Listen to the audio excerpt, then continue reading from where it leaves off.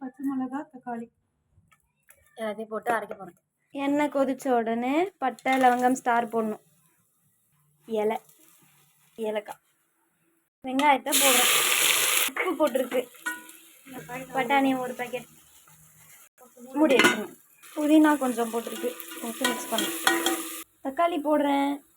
தக்காளி, இஞ்சி பூண்டு பேஸ்ட், பச்சை மிளகாய் எல்லாத்தையும் சேர்த்து அரைச்ச பேஸ்ட்டை இப்போ போட்டு மிக்சிங். அடி பிடிக்காம கிளறணும். மீல் மேக்கர், கொத்தமல்லி, புதினா, அப்புறம் வெறும் சில்லி பவுடர், தயிர் எல்லாத்தையும் போட்டு இப்படி பண்ணி இருந்துருக்காங்க. அதை எடுத்து இதில் போட போகிறாங்க. பார்த்து இது எவ்வளோ இருக்கும் அதில் சோயாவில் எவ்வளோ வேணாலும் போட்டுக்கலாம். 3 டம்ளர் அரிசிக்கு 4.5 டம்ளர் தண்ணி ஊற்றணும். 1 அந்த மாதிரி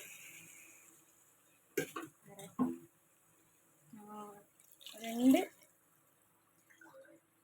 3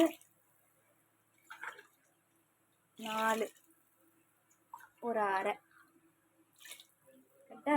காரம் பத்தலைன்னா இன்னும் கொஞ்சம் வெறுமிளகாத்தூள் போட்டு நல்லா கிளறி விட்டுக்கோங்க. மூடி நல்லா கொதிச்சதுக்கப்புறம் தான் அரிசி போடணும். அரிசி போடணும். இப்போது கொதிச்சதுக்கப்புறம் கையில் எடுத்து தண்ணி இல்லாமல் அரிசி மட்டும் போடணும். மூடி வச்சிடணும். அப்பப்போ இந்த ஸ்டேஜில் அடுப்பை ஸ்லோ பண்ணிக்கணும். ஓகே. அரிசி தெரியுற மாதிரி வந்துடுச்சுன்னா ஸ்லோ பண்ணிடணும். நல்லா ஸ்லோ பண்ணணும். புதினாவை தூவி விடணும்.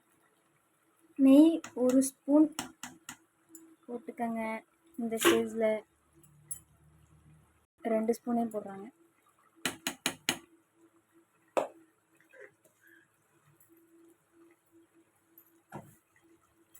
அடி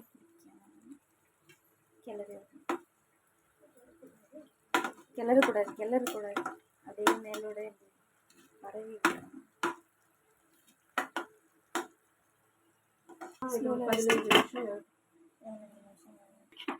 இப்போ ஓப்பன் பண்ணி ஆஃப் பண்ணிவிட்டு 5-10 நிமிஷம் அப்படியே மூடி வச்சுருந்துட்டு ஓப்பன் பண்ணது இப்படி இருக்குது.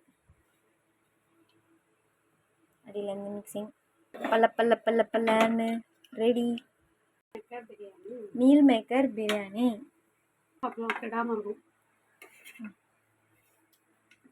சுட இந்த மாதிரி. தேங்க்யூ. சுட